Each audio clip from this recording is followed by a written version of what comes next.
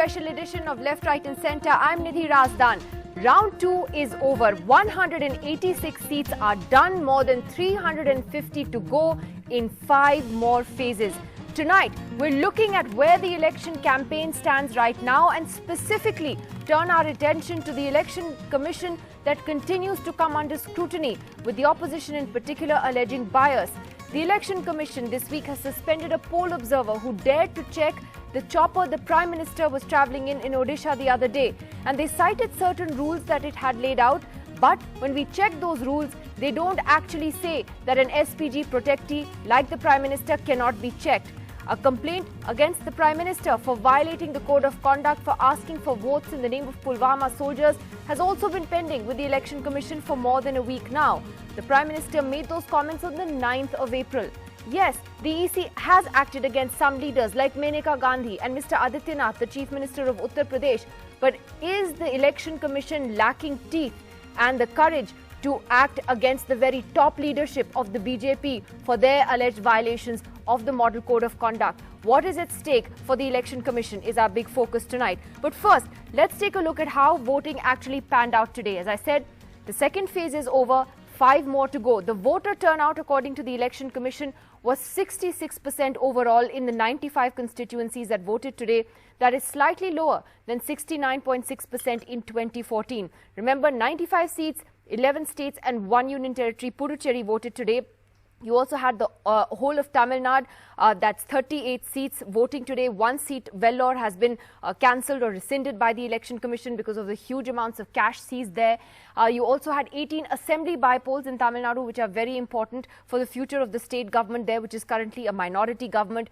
In Karnataka today, the first phase of a 2-phase election, 14 seats going to the polls, including the seats in the high-profile Bangalore constituencies. And then you had 8 seats in Uttar Pradesh as well going to the polls today. So phase 3 now is just a few days away. In fact, it's on Tuesday. And then we will see the battle shift to the entire state of Gujarat, the entire state of Kerala, 10 more seats in central Uttar Pradesh. So phase 3 is somewhere where the BJP has been on a stronger footing in UP and Gujarat, certainly. But Kerala is another state where it has been a highly polarized battle. Now, as we head into round 3, the Election Commission's conduct in these polls is coming under increasing scrutiny. The question the opposition has asked repeatedly is the Prime Minister above checks by EC observers? Is the Prime Minister above the Model Code of Conduct? You had this issue of the Election Commission suspending a poll officer for checking the Prime Minister's chopper in Orissa the other day. The Election Commission said that the officer did not follow instructions concerning SPG protectees. They cited 2 instructions to defend their suspension of the observer. Both those instructions we looked at. One is dated the 22nd of March 2019 and one is dated the 10th of April 2014. The Election Commission spokesperson said that the 2014 letter clearly states that SPG protectees are excluded from any kind of checking. However, NDTV's Arvind Gunusekar went through both those notifications by the Election Commission and found that no such instruction exists. Arvind joins us now for more on that story. Arvind, what is the Election Commission saying to that? You were at their press conference today as well. How are they defending this suspension then? Nidhi, we all know that the Election Commission of India, day before yesterday, they suspended the General Observer for the Sambalpur constituency, who was Mohammad Mohsin, for acting contrary to the 2 instructions given by the Election Commission of India. One is, like you said, one is dated April 10, 2014 and second one is dated March 22nd, 2019. We went through both the orders, both the instruction by the Election Commission of India. April 10, 2014 deals mainly with the prohibition of usage of government vehicles for the election purpose. In fact, that particular instruction of the Election Commission of India, which has been sent to all the chief electoral officers, prohibits ministers from using the government vehicles, whereas they have given the exemption for Prime Minister and the SPG protectees to use the government vehicles. This is the only exemption that have been given in that instruction. There is no clear explicit provision which says that these officials, these SPG protectees should not be checked by the Election Commission officials. This is the first mistake, first error which we found in the first instruction. Second instruction is dated March 22nd, 2019, which was again cited by the Election Commission of India in their suspension order of Mohammad Mohsin. So when we went through that particular March 22nd, 22nd, 2019 instruction of the Election Commission of India, it deals with the commercial and non-commercial airports, including the helipads. In fact, the Election Commission of India just recently, they cited the Section 1 and subsection A of this March 22nd, 2019 order, and they said that Mohammed Mohsin he violated this particular provision. When we check that provision, it's more funny because this provision comes into effect only in the commercial airport, whereas Sambalpur does not even have an airport, let alone a commercial airport. In fact, Sambalpur incident happened in an open field when Prime Minister's chopper landed there. So this raises more question on how did the Election Commission of India cited these two instructions when these two instructions does not have any clear explicit provision that SPG's vehicles convoy should not be checked. So this is raising more questions. So when we ask the Election Commission of India, they are saying that the inquiry is still underway. Post the inquiry, they will come up with more facts. But without doing the entire inquiry, they have suspended Mohammed Mohsin. Nidhi? Right. So, yeah, and that's a good point, Arvind. If they have an inquiry that is underway, why has the poll officer then been suspended, until that inquiry is not yet completed? Arvind Gunasekar, thank you for breaking that story as you have in the last 24 hours. And that really brings us to the fundamental question about the functioning of the Election Commission. And let's go straight across to our panelists this evening. We have Sagrika Ghosh, senior journalist and author, here in the studio with us. Mr. S.K. Mendiratha, former legal advisor to the Election Commission of India, is here in the studio. Mr. Deshratan Nigam, a political analyst and supporter of the BJP, joining us in the studio. Ghanshyam Tiwari, spokesperson of the SP. Mr. Vivek Reddy is back with us today, spokesperson of the BJP. And Pawan Khera, spokesperson of the Congress, also joining us tonight. So for the next 1 hour, folks, we're going to look at the EC. We're going to look at this campaign in some detail. Ghanshyam Tiwari, let me start with you. The BJP claims that this attack on the Election Commission by the opposition is just the opposition becoming shrill, clutching at straws. If you get a sense that you guys aren't doing well, you're turning your guns towards institutions like the EC and making them the headline instead. But there seem to be some genuine concerns about the Election Commission's conduct this time, which is why there is what I see far greater scrutiny of the EC than ever before. Well, we have often said that in the past there has been a model code of conduct and a Modi code of conduct, and even in that light we have always respected Election Commission. But what is Modi code of conduct? Modi code of conduct is you go out to vote and you turn your voting road into a road show. You vote and you show your party symbol.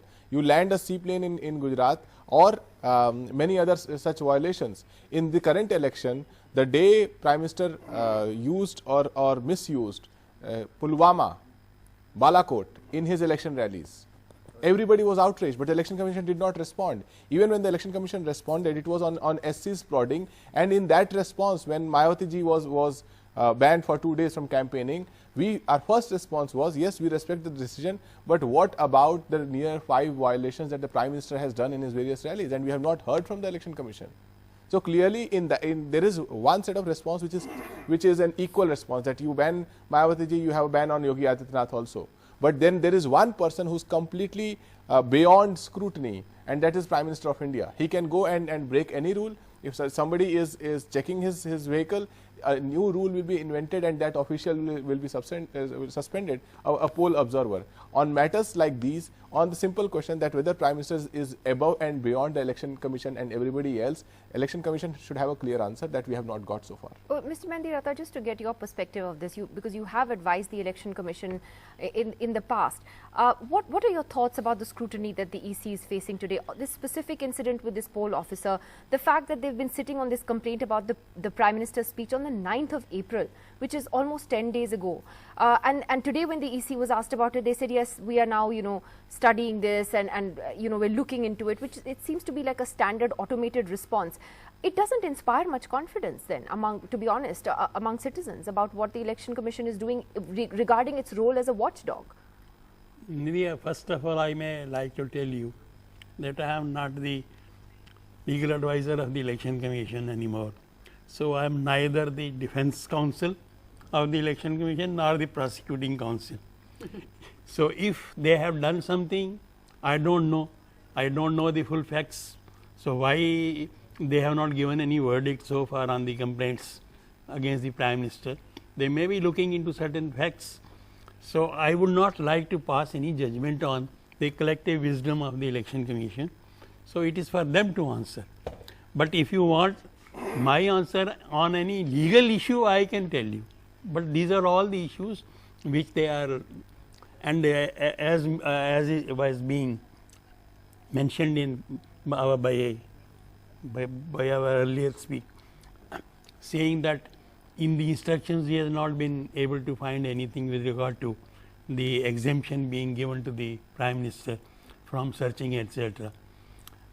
I remember the first letter, because I was also involved in the drafting of that one.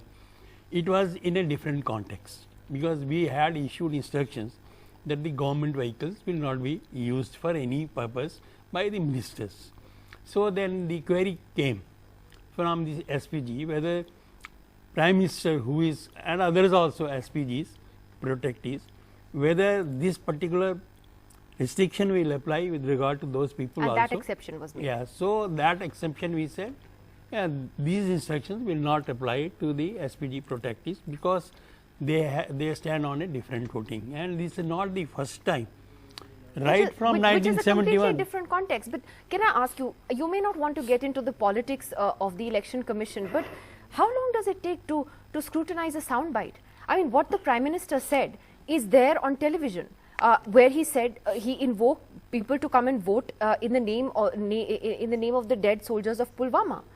So, how difficult is it to say yes or no? Is this a violation of the Model Code? Does it take 10 days?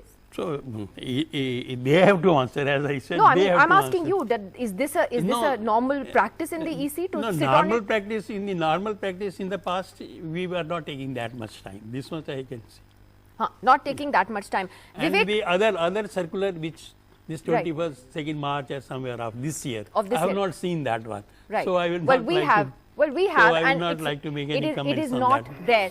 Vivek Reddy, just to get you in on this, yes, the Election Commission, as Ghanshyam Tiwari pointed out, did act against Mayawati, Mr. Adityanath, Maneka Gandhi, but there seems to be a perception that they're not willing to act when it comes to complaints against the Prime Minister and Amit Shah. Namo TV, there are clear violations there, but Namo TV continues to do what it wants. Vivek Reddy.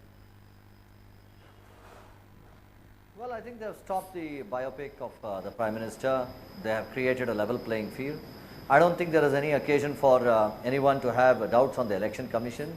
Of course, it is for the Election Commission to justify itself. I would just answer a legal issue, and that legal issue is whether SPG protectees have a different platform of inspection and scrutiny. I think if you have a person like a Prime Minister, whoever that Prime Minister may be or whichever party he belongs to, it is essential that there is some insulation between the SPG protectees being a Prime Minister and any other person. If there may be so many politicians who may be fighting politics, there may be union ministers, but when you have the Prime Minister, Nidhi, as a legal question under the provisions of the Representation of People's Act and under Article 323 of the Constitution of India, where Election Commission derives its powers, I think there has to be, it is in the interest of the nation, it is in the interest of the security of the Prime Minister, and most essentially, it is in the interest of the fact that you are dealing with the topmost head of the country, that there is some insulation between the manner in which this is worked out. If at all there is some suspicion, they will have to report it to some authorities and they will have to take some permissions before they do it. It is not that they are totally insulated. No, sure, but Mr. Reddy, the offhanded manner, the impulsive nature of this but the difference between what you're saying, that Mr. Mohammad Mohsin is in the wrong. No, the Election firstly Commission he's not, that material. Because he has not violated any rule. Mr. Mohsin did not violate any rule. What you're saying, that is what the Election Commission says. That is not, but the Election Commission, as we pointed out, is citing a rule that doesn't exist. And they can be wrong, Mr. Reddy, they are not God. No, the rules are not frozen like fossils. No, what is it? It has to be written somewhere, no? Frozen like fossils. But it has to be written somewhere. There. The rules are there. Where? What you are citing in your program, is absence of a rule. But that does not dictate the situation. But you the Election Commission cited those. There is no rule. But so Mr. therefore Reddy, we cannot go. No, one second. But that cannot be the guiding factor. Then what is the guiding factor? If this officer, let us say, Nidhi, let me just point out. If this officer had some inputs that there was something in the Prime Minister's entourage, he should have asked for certain clarifications from his higher ups. He should have found out what is happening. And has he reported But there is this? no rule Does that he have any prevented him proof? from carrying Does out he have a check. any inputs? But that's what There I'm is nothing. saying. Mr. Reddy, he there can't is- just go in like that. Why not? He can't just go in like But that. why? I think that's the fundamental. What you're saying is a different thing. You're No, no. saying that ideally Where the are PM the should be tips? insulated from Where the are kind the of checks tip-offs? that other ministers. What you're saying is that there should be some. I'm not saying that. You're He saying must that. act You're on saying in some the interest credible of the material. nation. Let No, us say, Nidhi, there should be some credible material when you act against a high constitutional position such as the Prime Minister.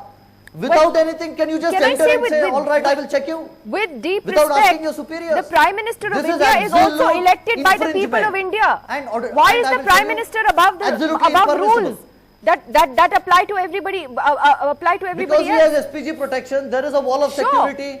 There is a wall But of there is security. no rule that kindly do prevented it. these checks from Take happening. the tip-offs, report to an authority and take permission.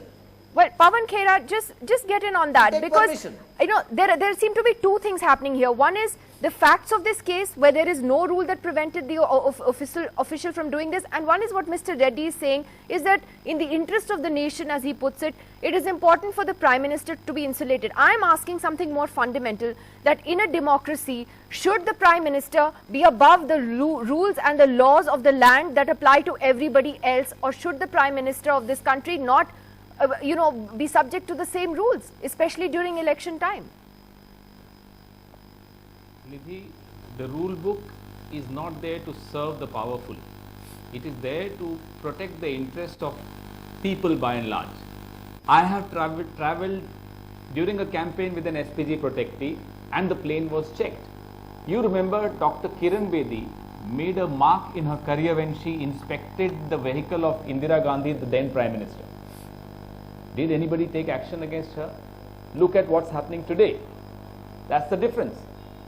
Last week, we heard and we saw the video of a black trunk, a mysterious heavy black trunk being rushed from the Prime Minister's aircraft to a private Innova, not a vehicle from the convoy of the Prime Minister. It was a different vehicle, not a part of the convoy at all. I mean, these are questions that need to be answered, and the Election Commission should have taken action there and then. This officer was doing his job. And he was not frisking the Prime Minister, mind you, he was just checking the aircraft. Nothing wrong in that. That's something which he is supposed to do. If he doesn't do it, he is doing something wrong.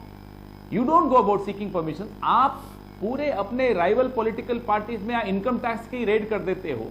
Kanimozhi के यहाँ आपने परसों raid किया with just a tip off and 15 minutes of inspection of your aircraft, you get an officer suspended.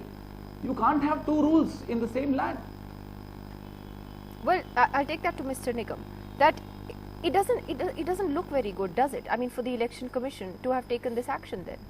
See, let me tell you, I'm not aware personally of any rules of this kind, but I've only heard. So far as Mr. Reddy's insulation point is concerned, that particular officer should have informed the SPG head or somebody, and because there is a wall of security, and that process could have been taken. Second, about suspension, the law about suspension is very, very clear. Person has to be suspended pending inquiry, not after inquiry. The Supreme Court is very clear on that. And thirdly, even Rahul Gandhi is a SPG protectee. His choppers have not been I have not even heard till now his choppers have been checked or not checked, because But they should be. If a poll observer feels there's a need to check them, they should be checked. I'm not saying he's probably also covered. All other SPG protectees are covered, so they are not making. But they're any, not covered from checks. That's the whole point. See, the whole point out here is, even your model code of conduct does not have a legal sanction. It is moral and ethical. So we should throw our morals and ethics out of the window certainly when we're not. fighting What elections? Should we not follow the model code of You require conduct? in very clear black and white. If there is an element of doubt, it has to be reduced in writing. And it is in writing. There is No. no such rule that no, exists. I am not aware of that. I am Please not read it. aware of I'll that. send it to you on email. I have it. The two they are relying on the two letters. Whether Which they the are EC cited. EC cited. You go through those letters, there's no rule that says that SPG I have protectees not are exempt seen it, from frankly checks. telling you, but the complaint is pending, the inquiry is going on. I am sure there is some action will be taken. Inquiry is going on. Sagrika Ghosh is like, the complaints against the Prime Minister for the violating the model code of conduct with regard to his Pulwama speech. You ask the Election Commission anything, inquiry is going on. What are you doing about, X complaint against PM? Inquiry is going on. I mean, it's going nowhere. You know what's happening, Nidhi, is that our democracy is predicated on the politicians recognizing moral and ethical restraint in the way they practice democracy and politics. Now, when you have top politicians who do not recognize any moral and ethical restraints, the EC is then forced to come in with a danda and say there's a law on this and there's a law on that, which the EC is failing to do and the EC is perhaps incapable of doing. In fact, what we're seeing in this election is politicians repeatedly breaching moral standards, ethical standards, standards of all democratic functioning, and expecting the EC to pick up the slack and the Supreme Court to pick up the slack. Now, what's happening in this case, in this election, sadly and tragically, is that the EC has simply failed to convince the people it's a neutral umpire.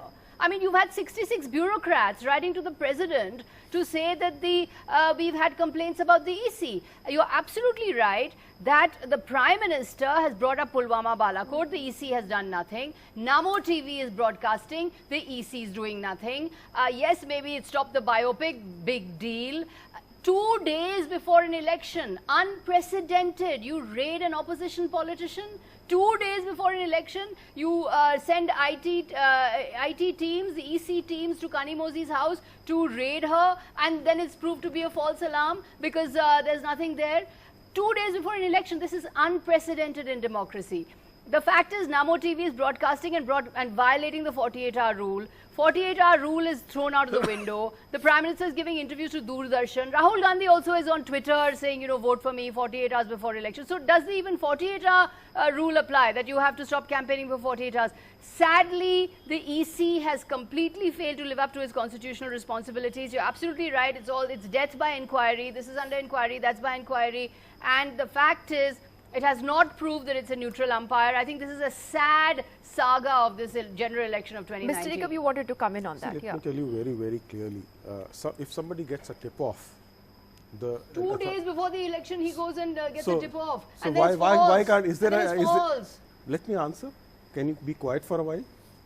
Okay, answer. If they get even 2 days or 1 day before, they are bound to do duty. Let me tell you, Election Commission, it is not the Income Tax Department, let me tell you. Election Commission has appointed IRS officials as expenditure observer, election observer expenditure.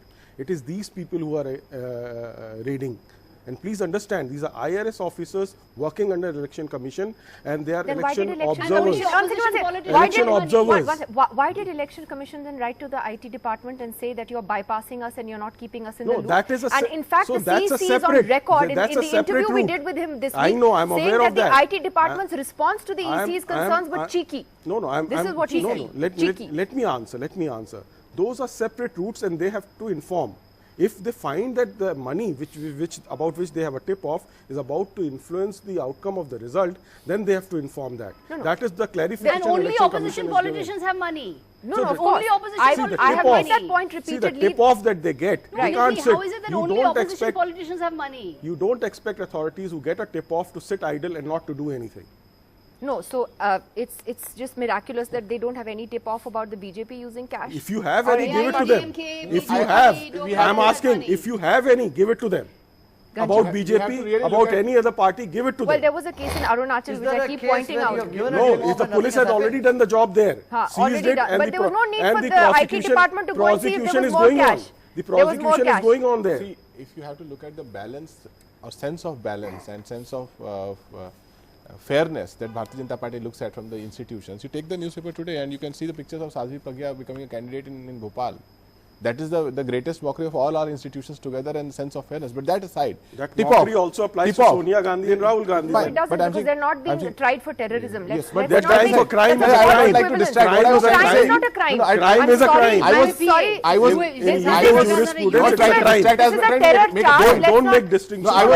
Make a distinction. Somebody being tried for terrorism and someone being tried for an economic offence is the same thing. See, she's not being tried for terrorism. That charge is not. It is there. It is a terror charge. Then you read. Makoka has been given up in the charge sheet under UAPA, yes, not unlawful activities, yes. Unlawful activities, yes. Makoka has been dropped there. Yes, but she's still on trial for terrorism. UAPA, yes, it is still a terror charge. It is still a terror charge. It does not use the word terrorism. It is a terror charge. It's a terrorist attack. No. Anyway, it may be. Anyway, the paper says that section 16 and section 18 of UAPA is about act of terrorism and conspiring But anyway, for this debate terrorism. isn't Coming about back, her. right. Yeah, you're right. I mean, It I'm is a saying- mockery of every I'm institution. saying the tip-off thing is Yeah. fascinating. In the last 5 years, at least, I have seen debates which are built on to tip-off, that top secret documents of investigations are leaked. The moment the investigation comes to fore, documents are leaked, and there are media channel debates just on that tip-off, and they are all one-sided.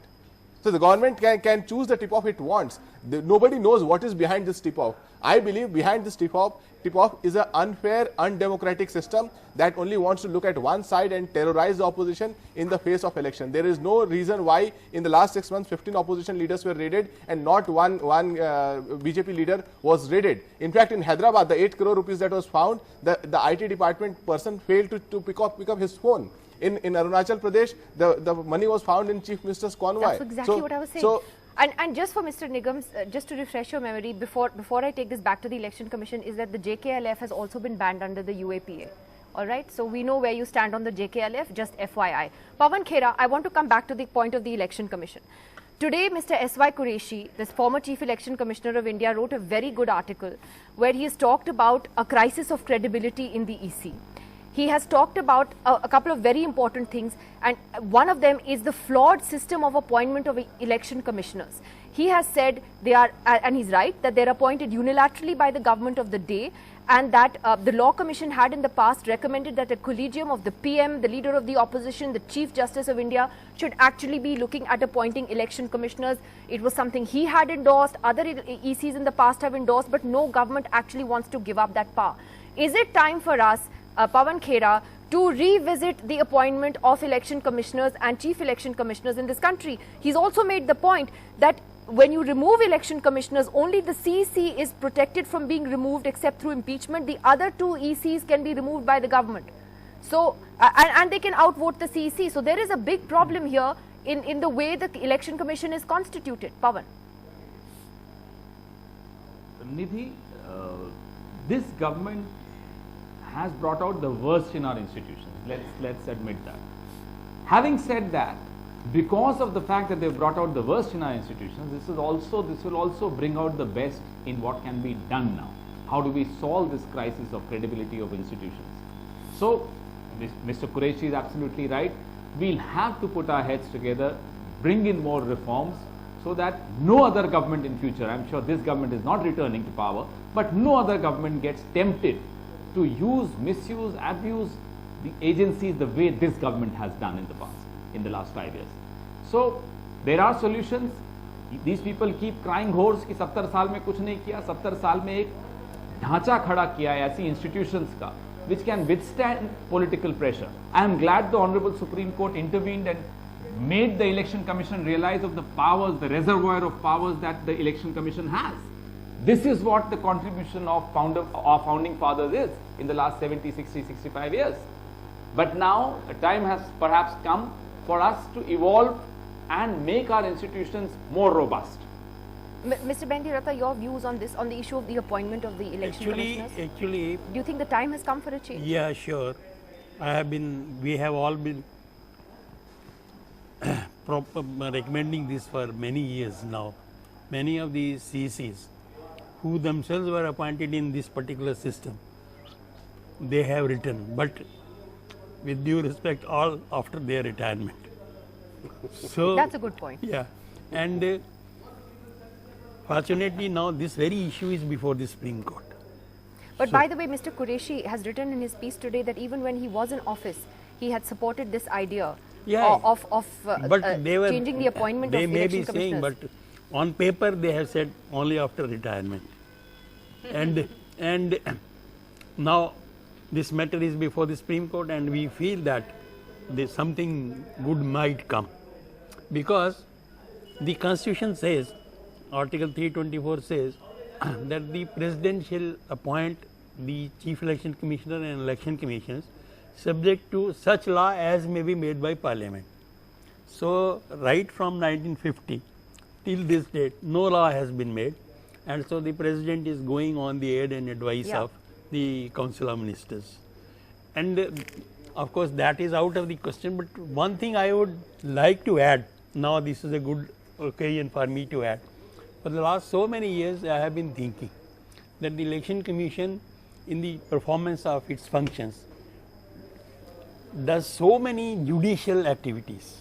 They pass so many judicial orders.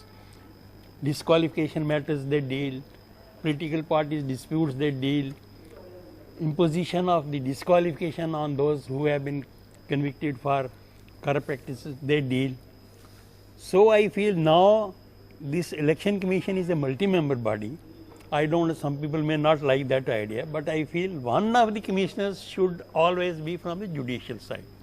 That is my That's firm not a bad conviction. idea. That is Yeah. my firm conviction. Maybe a Supreme Court judge or I something. know of a case many years earlier when this matter was raised before the Supreme Court, saying that they are all equal to a judge of the Supreme Court. The Constitution itself says. But then why not have a judge? So why not have? But then at that time, there was only one election commissioner. So the Supreme Court perhaps said it's not very necessary. But now, from 1993, Election Commission is a regular 3-member body. And I am firmly of the belief that one of the commissioners should I be. think that's an excellent point. In fact, I want to ask Mr. Vivek Reddy about that. Would you support that idea, Mr. Reddy, of having a collegium of the PM, the leader of the opposition, and the Chief Justice selecting the CEC, and not giving the government the powers to remove the election commissioners? Well, Nidhi, I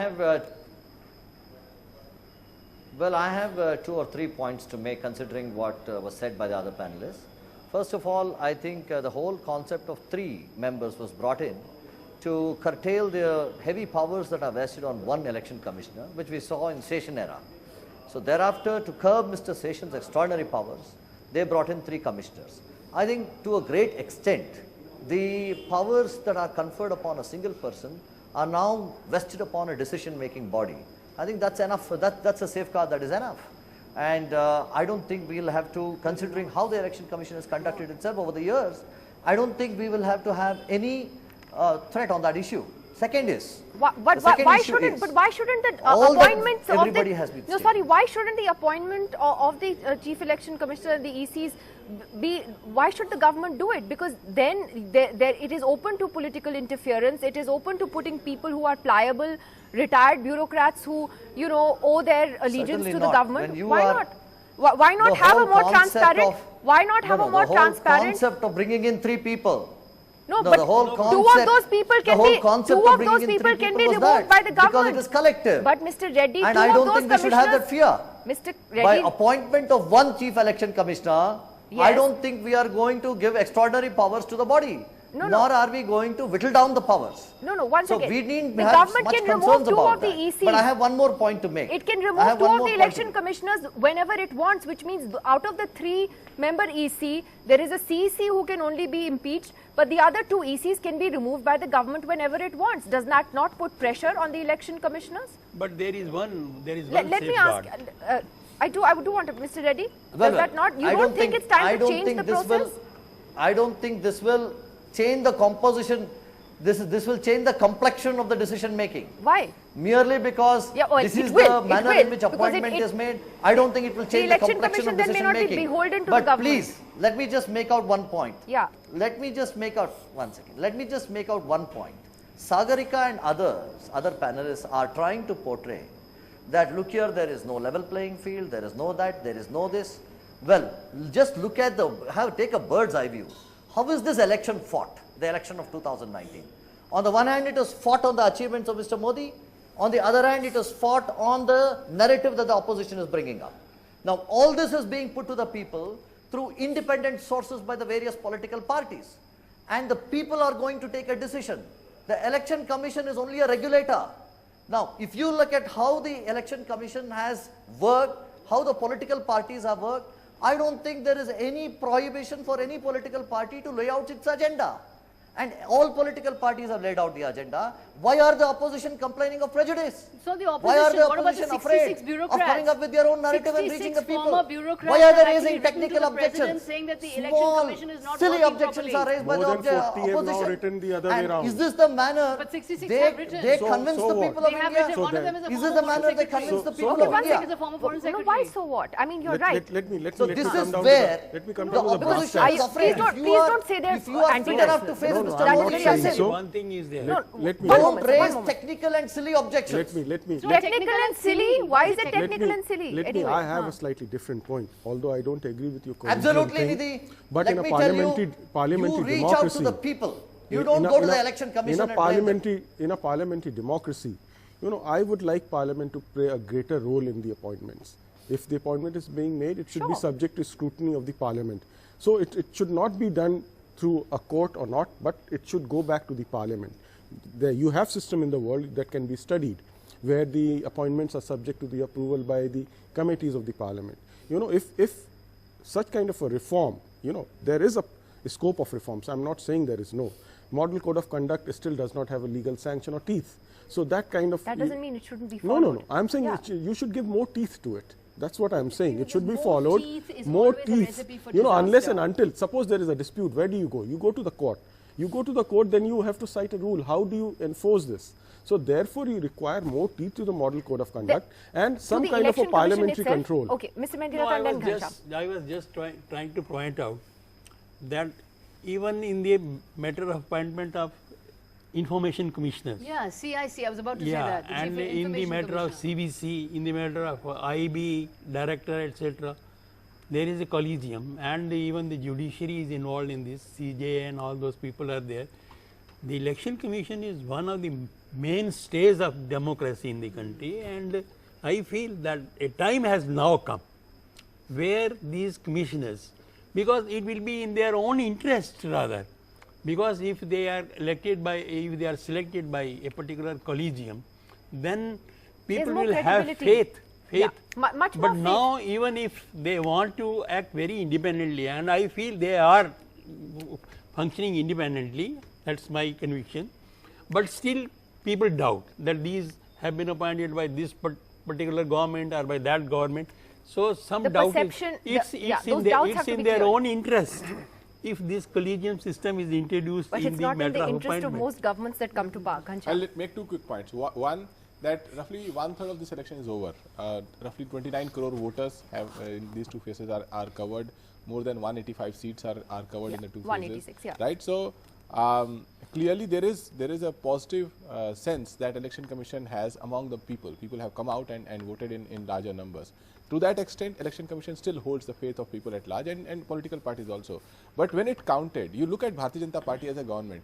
Did it back the election commission or did it go against the election commission? How did BJP as a government act in case of VVPAT and the demands on VVPAT? They stood against it. How did BJP as a Electoral bonds. how did BJP as a government act in case of electoral bonds? They are still fighting it in the court. So with respect to the Ahmed Patel election in Gujarat, the entire BJP was sitting there from top to bottom. You cannot imagine a more pressure situation in a democracy than was created on that one election. So clearly whenever it mattered, we withstood that.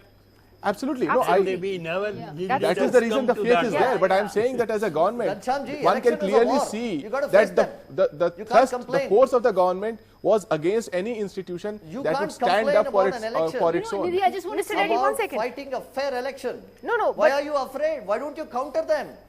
This is I simply can't understand Ghanshyam Tiwari's arguments. Are you afraid? Are you Something? afraid of politicians fighting elections? Who else have to fight?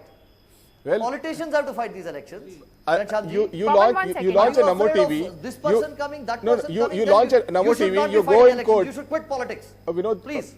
Mr. Reddy, just a second. You launch a Namo TV in the middle of election. Your party will not explain. Prime Minister in an interview says, "I don't know about my own TV." This is the Prime Minister of India. You sit quietly they and Prime have Minister asked keeps for violating Model pre-certification. Code of That is all. Conduct, and Let you us say put- fight let an us be very election. clear. You want endless We have supply not of money for lost election. anything. You will They go have in the only court said, and fight take for a opaque electoral pre-certification bonds, in which accordance you with the pass Model Code of in Conduct. the Why are you worried, halabal sir? of Parliament I am as reaching out a to the money people bill, with my and you say you want policies, free and fair with my election. positives. Clearly, Why are you running away? let's not talk over one Why another. are you Please, raising please. complaints? But Mr. Let- Reddy, he's Ghanshyam, not running away. my I point is think very, very simple. nobody is running away. My point is very, very simple. Yeah. You want an unfair election. That is my bottom line. You want an unfair election, and that is the reason Prime Minister has a don't. pedestal All right. over and above every other political party and leader, and that is the result he doesn't get scrutinized, and that is the reason he's running his own Modi code of conduct, while we have a model code of conduct for everybody Why else. does what about the example of Naveen Patnaik? election. Okay, Let's no, not I just want to trivialize. give. Let's I not just- trivialize problem is, Ghanshyam. No, no, Ghanshyam I just does want to not give the respond example of to the Naveen Prime Minister. Patnaik. Why We can't are we? reaching out our policies to the people Mr. with Reddy. with a positive agenda. No, that's How great. does that affect you, Ghanshyamji? That's great. What is wrong in that that? Why are you officer complaining? is giving the What is election wrong in commission me greater. telling the Mr. Reddy, people, one look at second. this is what I've I'm done? trying to look at solutions I here. have every freedom to do that. Is giving the election commission greater legal powers. Again, Mr. Qureshi has written about that today. The fact that the EC can't even deregister political parties. It can do what it did last week, which is to say, Mr. Adityanath, you can't campaign for 3 days. Madam Maneka Gandhi, you can't. Mayawati ji, you can't. But it can't actually deregister political parties. Is that going to strengthen the election commission? I think obviously the election commission needs to be given much more strength and much more teeth than it has at the moment, because clearly in India there is a danger of political executives acquiring so much power that they observe no restraint, they observe no ethics, they observe no morality, and they will ramrod their way, bamboozle their way into every institution. So obviously the institutions have to be given teeth, and that's the tragedy, because when our founding fathers founded the institution, they actually relied on personal, moral and ethical restraint. But since our leaders today have no moral and ethical restraints, obviously the institutions are going to have to do that, which they have not been able to do so far, because there was a assumption that there would be a democratic mindset that would prevail over everybody. But I think that Mr. Qureshi is absolutely right. I also want to say that, there have been independent election commissioners in the past. I mean, after all, Mr. T.N. Seshan was an autonomous election commissioner, Mr. Qureshi himself. But you didn't So want there- a situation but where there Mr. hasn't Seshan also been- went too far. He would They- cross yeah, the line. Yeah. cross the he was seen to cross the line. But on the other hand, I would like to say that the powers of the EC actually at the moment are quite substantial. I mean, the officer who actually went and checked the Prime Minister's plane was the same officer who checked Naveen Patnaik. And we saw the visuals of Naveen Patnaik in his car, who was sitting in calmly looking through the looking on while his belongings were checked. So if Naveen Patnaik, four-time Chief Minister of Orissa, can be checked by the Election Commission, why can't the Prime Minister subject himself to checks? And why should we have to go through this entire overhaul of the Election Commission and talking about all these issues simply because the Prime Minister can't let himself get checked? Which I think is completely unacceptable. If every politician is being checked, why can't the Prime Minister? And the other thing I want to say is also at the moment it's so polarized. The division between the opposition and the government is so bitter. There's such an abyss of there's such a sort of trust deficit that obviously anything that the Election Commission does that is in favor of the government is going to be magnified, is going to be seen by the opposition as, oh my God, this is the EC kowtowing. So again, it's about the polarization that exists at the moment that is also magnifying this EC problem. Pawan Khera, yes, Pawan, go ahead. And then I'll come to Mr. Nigam. I was quite surprised when Mr. Reddy said all is fair in elections and war. Let's wind up the election commission. We don't need any institution, and let's try and outsmart each other at our games and at our tricks. That's not the way a healthy democracy functions, Mr. Reddy. I don't know what state of mind are you coming from. But let's try and improve our institutions. Tomorrow we can come to power. Tomorrow we can misuse the agencies. I mean, it's not just one government which can do that. Anybody can do that. You have set the bar so low now. I'm sorry, we'll all be tempted to do exactly what you've done in the last 5 years. And to ensure that we also do not get tempted and succumb to these temptations and misuse these agencies, let's try and find solutions and strengthen our institutions so that you, Mr. Reddy, or I do not get tempted, do not misuse these agencies the way it's being done now. Well, ideally, Mr. Nigam, if the model code of conduct is followed the way that it's supposed to be, we won't have this argument. Nobody is misusing the institutions. The problem is you are afraid to face. You're afraid to face the policies of the government. Election Commission is doing a wonderful job. We are afraid for the democracy. हम तो डरते हैं कि नरेंद्र मोदी ने हालत क्या कर दी अरे कहीं कोई डर नहीं है, आप लोग इतना डरे मत रहे। You are raising such silly excuses. You don't want Mr. Modi to take up these issues before the people. क्या हुआ? Mr. Modi is अगर exposing आप you. यहाँ लॉयल नहीं है तो लॉयल बन जाते हैं, हमने ये भी देखा। And you don't want hold on. He is showing what a prime minister can do for this country. You are raising these issues to stop it. We know what has happened to Justice Loya. See, I don't know where the topic is going. Go to the people. This is completely veering off. I'll start talking about the past of our leaders. Mr. We Nigam, know what Mr. happened to Nigam, Harin Pandya. Morning walk पे जाने से डरते हैं गुजरात के नेता।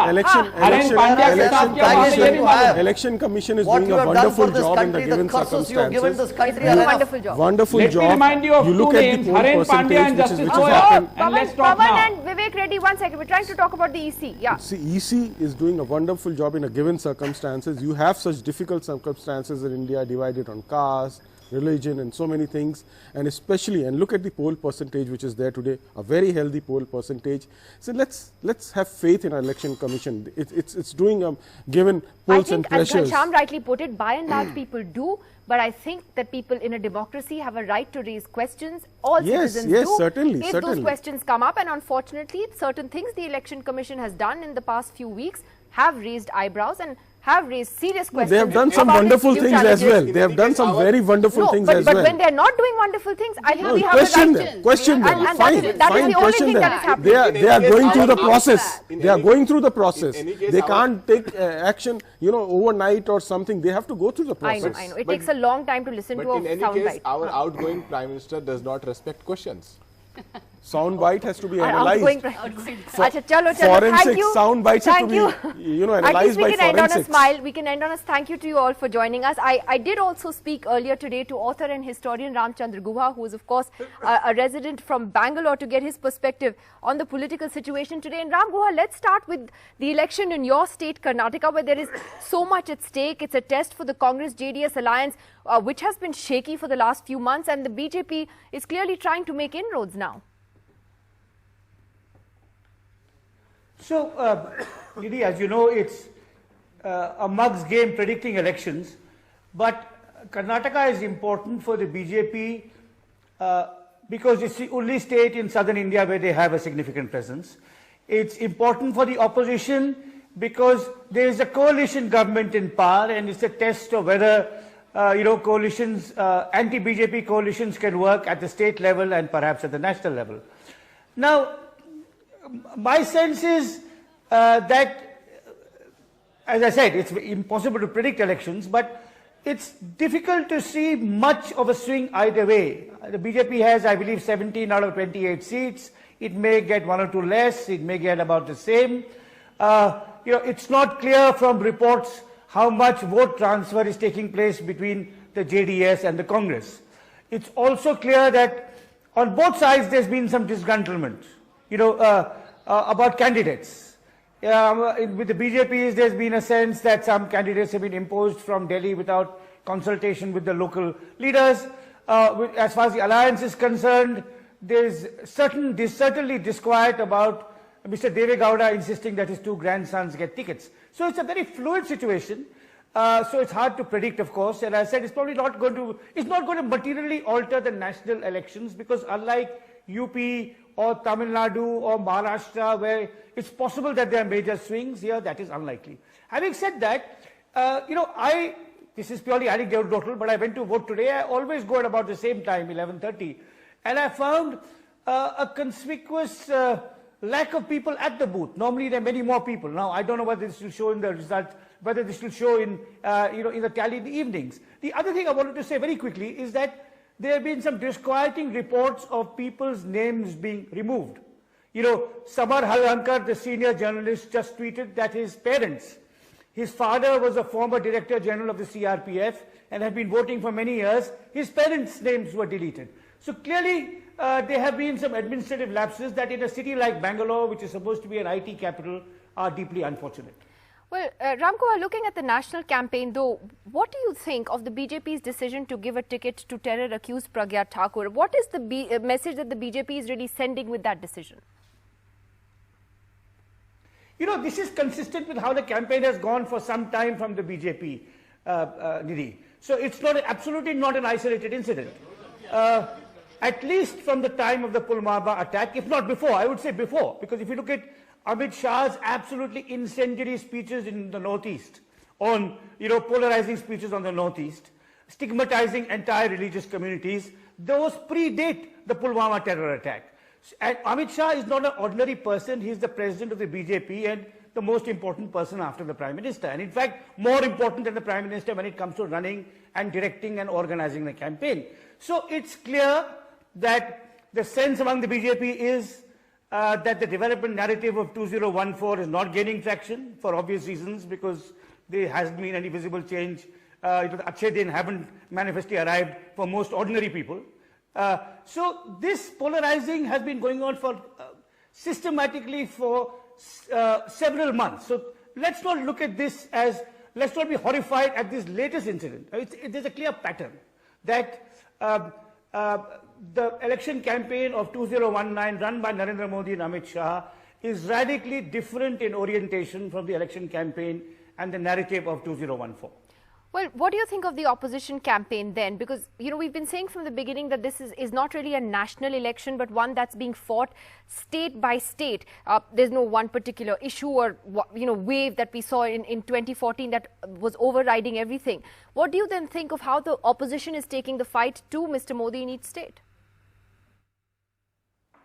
Well, I think it again varies a great deal. I mean, because it is many state campaigns, and while the BJP outside southern India is a national party, the Congress is not really a national party. It has pockets of influence in many parts of India, but it has virtually lost the northeast. In UP and Bihar, it is an utterly marginal player. Likewise in Andhra, in both parts of Andhra and Telangana, and so on and so forth. So it varies a great deal. I mean, some leaders are more aggressive and combative, like Mamata Banerjee. Others are maybe more ambivalent and hesitant. But I think this has been a campaign marked by rather unseemly language on all sides. I think that is something, it's not as if every election campaign was clean and gentlemanly and polite. But on all sides, I think there's been a kind of name calling that has disfigured the experience of being a voter and a Democrat in India today. Finally, Ram Guha, what we were talking about on this program in the last hour, much comment on the conduct of the Election Commission at this time. You think the EC is being able to conduct a free and fair poll?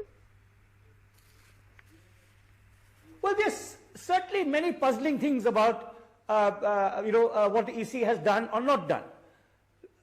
And let's go back to the scheduling of elections.